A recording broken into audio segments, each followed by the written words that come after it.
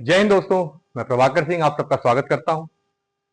हमारा उत्तराखंड का जो सेशन चल रहा था विंसर का, ठीक, उसमें लगभग हम 70% के आसपास विंसर को कंप्लीट कर चुके हैं और थोड़ा सा हमारा विंसर का पार्ट बचा हुआ है दोस्तों, और उसको भी हम लोग जल्दी कवर कर लेंगे।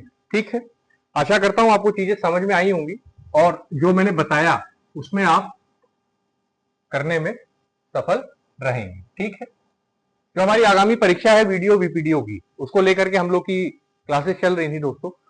और हमारे कुछ दोस्तों ने कमेंट किया था, कुछ ने पर्सनल मैसेजेस भी किए और उन्होंने कहा कि सर एक बार कुछ स्ट्रेटेजी पर डिस्कशन होना चाहिए कि क्या हमारी बुक लिस्ट होनी चाहिए, डेडिकेटेड बुक लिस्ट जो है, जो भरोसेमंद है उत्तराखंड सेंट्रिक, उत्तराखंड के एग्जाम्स के लिए, चाहे वो पीसीएस का एग्जाम हो, लोअर पीसीएस हो, आरओ एआरओ हो, एसीएफ हो, वनडे एग्जाम्स हो, ग्रुप सी के जो भी एग्जाम है उससे संबंधित। ठीक, तो आज मैं दोस्तों आप लोग के बीच डिस्कशन कर रहा हूं कि क्या होनी चाहिए हमारी रणनीति। ठीक है, क्या हमारी बुक लिस्ट होनी चाहिए, क्या हमारी रणनीति होनी चाहिए, उसको लेकर के हम लोग एक डिस्कशन कर रहे हैं।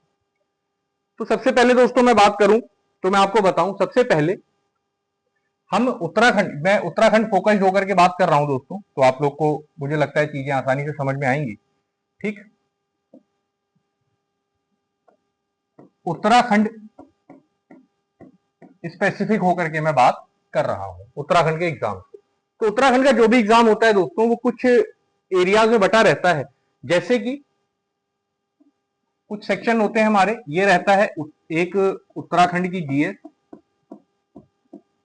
ठीक, इसको हम ऐसे समझते हैं कि एक हमारा होता है जीएस का पोर्शन, ठीक, और एक हमारा होता है सी सेट का पोर्शन।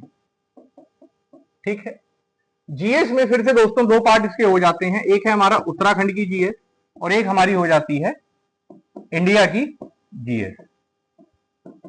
ठीक, सी सेट में आपका मैथ्स आ जाती है, रीजनिंग है, ठीक है ना, एप्टीट्यूड है, एप्टीट्यूड, कॉम्प्रिहेंशन, ये सारे इसमें आ जाते हैं। ठीक, अब जब उत्तराखंड की जीएस की हम बात करें तो इसके लिए कुछ स्पेसिफिक बुक्स हैं हमारी दोस्तों। इसमें सबसे जो मेजर बुक है वो है हमारी परीक्षा वाणी।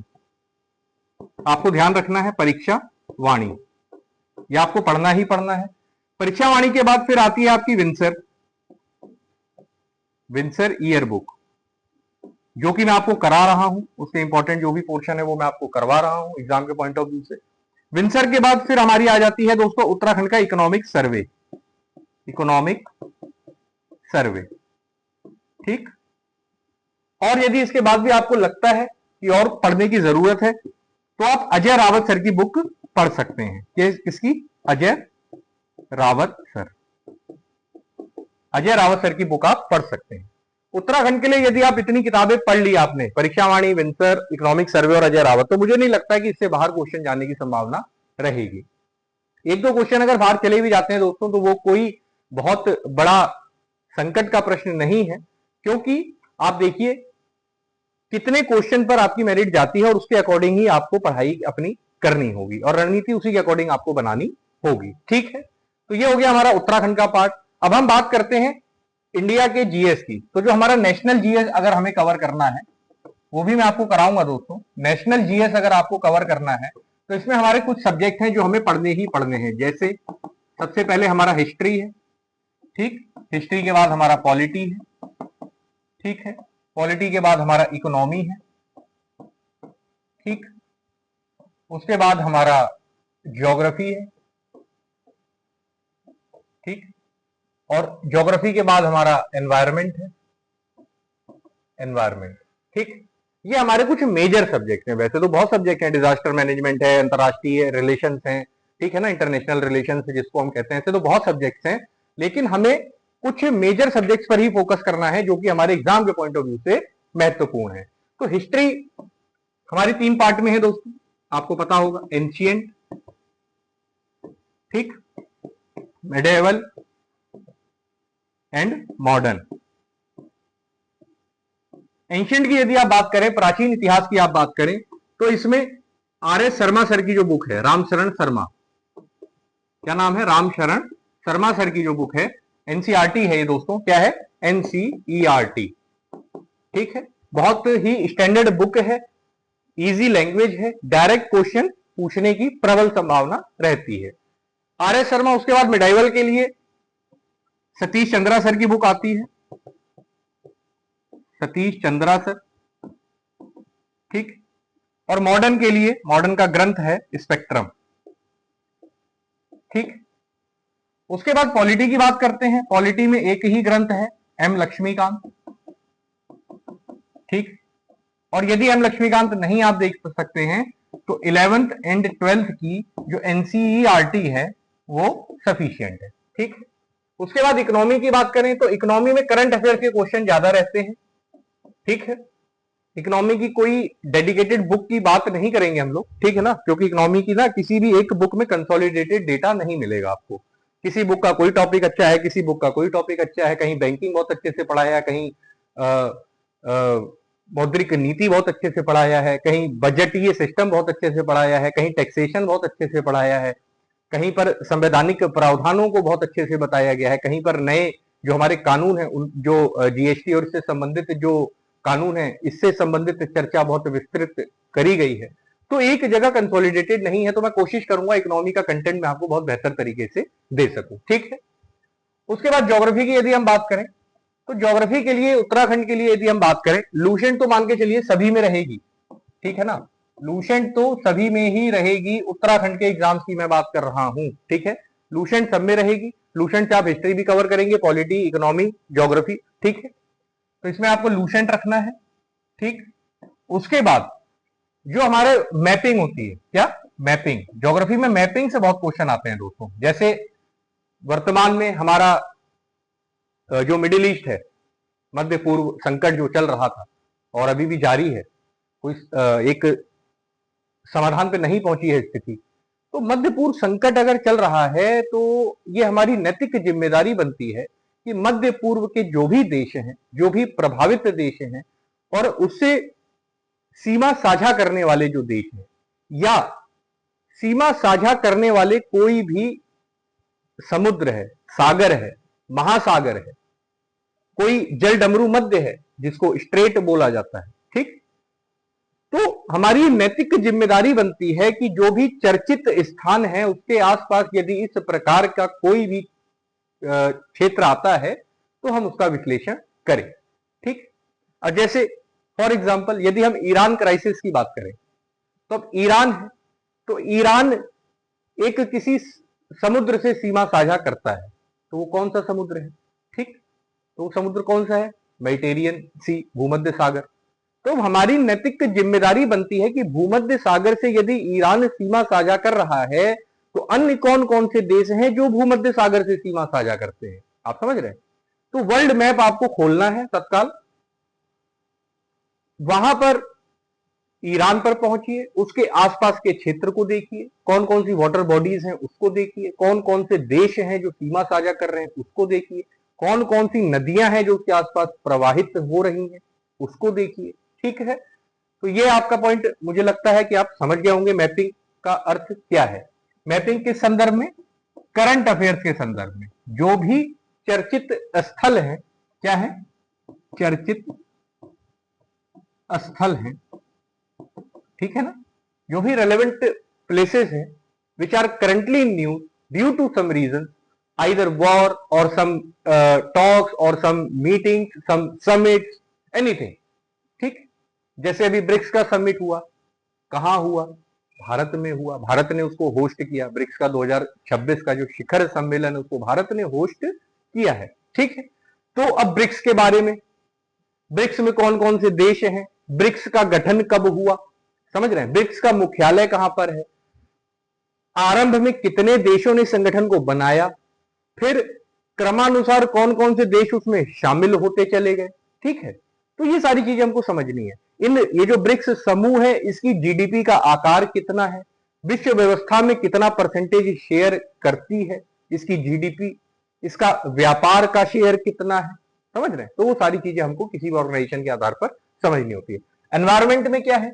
एनवायरमेंट में जो भी करंट अमेंडमेंट्स हैं करंट अफेयर्स में ही ये आएंगे जो कॉन्स्टिट्यूशनल अमेंडमेंट्स है, कॉन्स्टिट्यूशनल अमेंडमेंट्स है, जो हमारे कानून है, वन संरक्षण अधिनियम है, पशु संरक्षण है, ठीक है ना, इस तरीके से हमारा टाइगर रिजर्व हैं, एलिफेंट रिजर्व हैं, हमारे अलग अलग कन्वेंशन हैं पर्यावरण के संरक्षण को लेकर के, यूनाइटेड नेशन के अलग अलग डिक्लेरेशन हैं, उनको हमें समझना होता है, ठीक है। तो इस प्रकार के क्वेश्चन इसमें पूछने की संभावना रहती है। मैं अभी दोस्तों उत्तराखंड पर फोकस होकर के आपको मैं बता रहा हूं, और अगर यूपी या अन्य किसी स्टेट का भी आप एग्जाम देते हैं तो नेशनल जीएस लगभग लगभग इसी के इर्द गिर्द घूमती है। तो ये कुछ इंपॉर्टेंट सोर्सेज हैं दोस्तों जो कि हमारे एग्जाम के लिए महत्वपूर्ण है। मैं आपको स्पेक्ट्रम का पूरा शॉर्ट नोट्स आपको करा दूंगा। मेडिवल सतीश चंद्रा सर की पूरी बुक लिस्ट के शॉर्ट नोट्स मेरे पास कंपाइल्ड हैं, खुद के बनाए हुए, ठीक है, वो कहीं से कॉपी पेस्ट नहीं है, खुद के बनाए हुए नोट्स हैं दोस्तों। तो जब मैं आपको मेडिवल हिस्ट्री कराऊंगा तो वो नोट्स की पीडीएफ में आपको लिंक दे दूंगा, उसमें आपको मैं शेयर कर दूंगा। कोई भी डाउट आपको उसमें हो तो आप उसको लिखिएगा, मैं आपको क्लियर करूंगा। ऐसे ही आर एस शर्मा सर की जो बुक है एंशिएंट हिस्ट्री की, उसको भी कंपाइल्ड नोट्स, बहुत शानदार नोट्स बने हुए हैं। मतलब इस तरीके के नोट्स बना रखे हैं कि आप एक एक दिन में इनको रिवाइज कर सकते हैं। क्विक रिवीजन जिसको हम बोलते हैं ना, कि लास्ट टाइम पर हमें आके यही हो जाता है, एक केओस की स्थिति बन जाती है कि अब क्या रिवाइज करें क्या ना करें, कंटेंट बहुत ज्यादा है, करंट अफेयर्स है, राष्ट्रीय अंतरराष्ट्रीय कई सारे मामले, ठीक है। तो ये सारी चीजें रही, ठीक है। उत्तराखंड का जो डेडिकेटेड है स्टेट का, वो मैंने आपको बता दिया, विंसर है, जो कि हम लोग पढ़ रहे हैं, परीक्षावाणी है, इसके बाद हम लोग करेंगे। और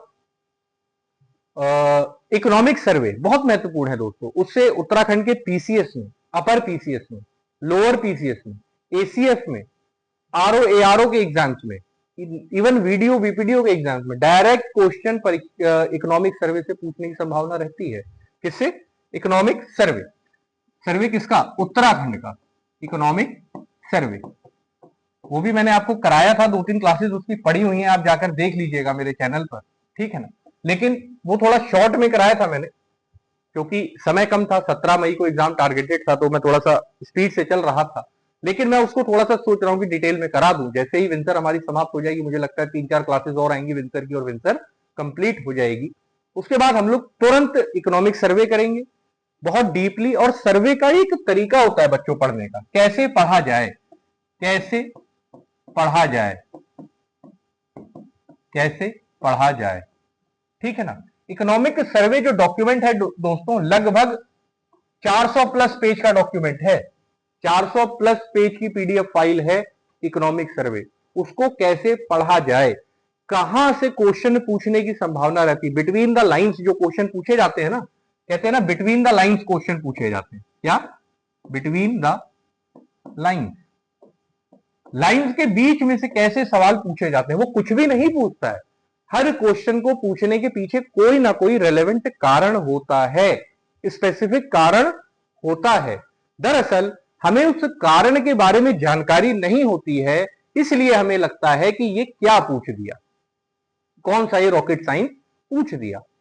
तो मैं कोशिश करूंगा आपको उस रेलेवेंट कारण से कनेक्ट कराने की, जिससे क्या होगा कि जब आप इकोनॉमिक सर्वे खुद से भी यदि पढ़ेंगे तो आप कनेक्ट कर पाएंगे, और आपको खुद से एहसास होने लगेगा कि कौन से पॉइंट इंपॉर्टेंट हैं जो कि आगामी परीक्षाओं में पूछे जा सकते हैं, ठीक है।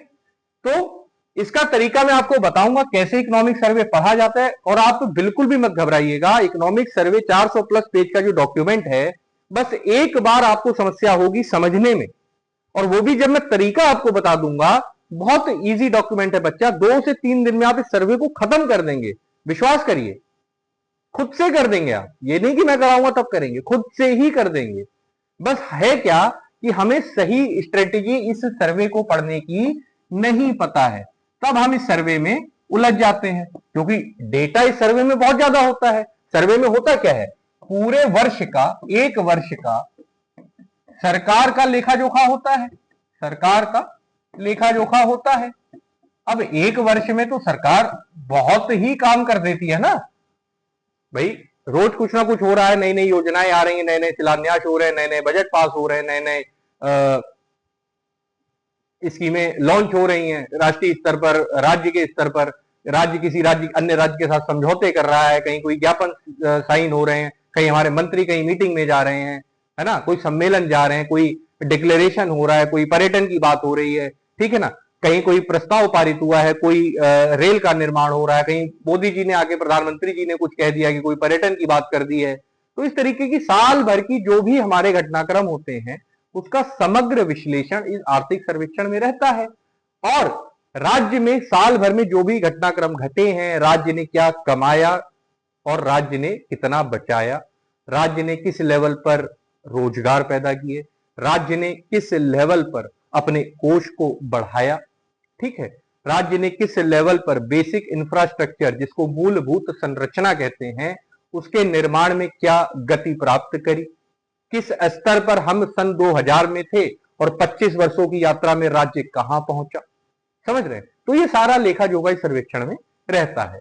तो मैं आपको बताऊंगा कि बहुत सारे डेटा के बीच में हमें कौन कौन से वो इंपॉर्टेंट पॉइंट्स हैं जो कि हमें निकालने हैं, हमें कैसे पता लगेगा। तो उसकी एक ट्रिक है दोस्तों, एक स्ट्रेटेजी है उसकी पढ़ने की। आप 2 से 3 दिन में इस पूरे सर्वे को खत्म कर देंगे, विश्वास करिए, और ये हकीकत ये होता है। और सिर्फ एक बार यदि आपने पढ़ लिया, मैं आपको दिखाऊंगा कि कैसे सर्वे का 70 से 80% जो डेटा है वो हर साल वही कॉपी पेस्ट और फॉरवर्ड होता रहता है। केवल 20 से 30% जो डेटा है दोस्तों वही चेंज होता है, बाकी 60 से 70%, 75% तक इकोनॉमिक सर्वे सेम रहता है।